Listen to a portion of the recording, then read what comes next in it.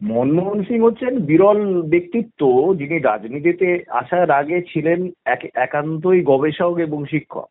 হুম। শিক্ষকতা করেছেন, গবেষণা করেছেন, একান্তই একাডেমিশিয়ান যাকে বলে। কিন্তু যেভাবেই হোক না কেন আলটিমেটলি উনি প্রশাসনিক ব্যাপারে যুক্ত হয়েছেন, তারপরে নীতি নির্ধারক হিসাবে একেবারে উচ্চতম স্থানে, যেটাকে বলা যেতে চায় অর্থনৈতিক ব্যাপারে, আমাদের অর্থমন্ত্রী হয়েছেন 1991 সাল। হুম। এবং ওনার শিক্ষকতা জীবনে উনি যে মানে ডক্টরেটের জন্য কাজ করেছেন এবং তারপর বই লিখেছেন, এবং যেটা তার দর্শনে ছিল যে ভারতবর্ষ কে বা তার শিল্প সংস্থাগুলোকে যদি আমরা একটা নিগড়ে বেঁধে রাখি এবং প্রতিযোগিতায় না দাঁড়াতে দিই, তাহলে তারা বিশ্ববাজারে কোনোদিন স্থান করতে পারবে না।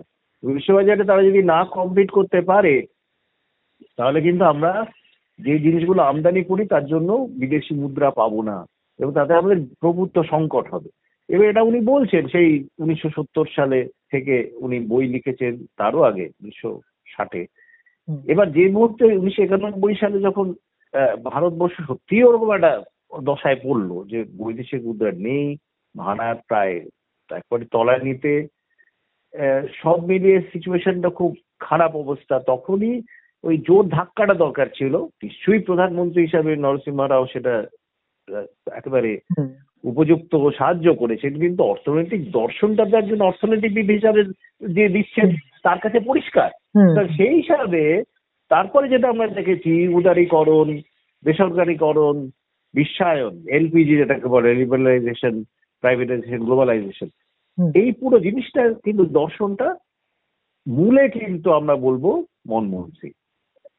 তারা বলে যেটা হলো, এই লাইসেন্স রাজটা চলে গেল, শিল্পকে যে একটা মোটামুটি শুল্কের পেছনে আমরা ওটাকে একেবারে রক্ষা করে রেখেছিলাম যে কোনো মতে বিশ্ব প্রতিযোগিতা দাঁড়াতে হবে না, উনি সেটাকে কমিয়ে দিয়ে বলেন দাঁড়াতে হবে।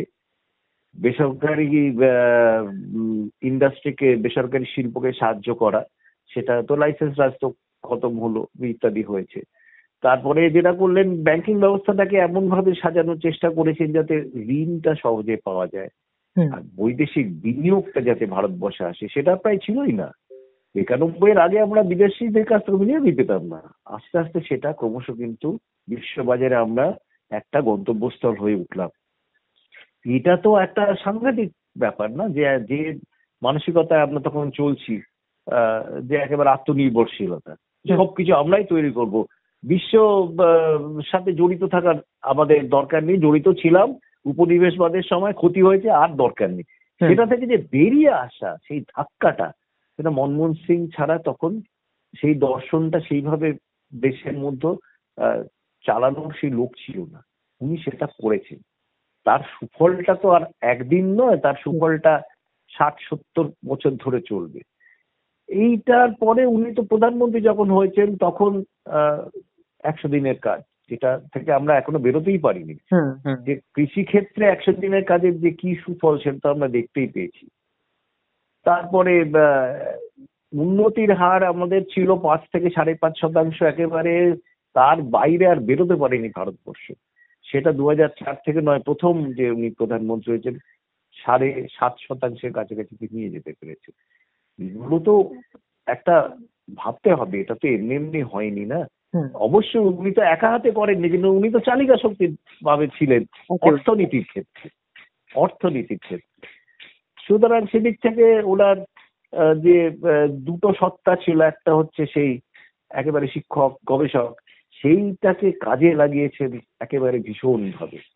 এবং আমরা এইটা আমাদের পক্ষে একটা ভাগ্য, যেরকম একজন অর্থমন্ত্রী ওই সময় দিয়ে এসছেন এবং এইটাকে পরিচালনা করেছেন।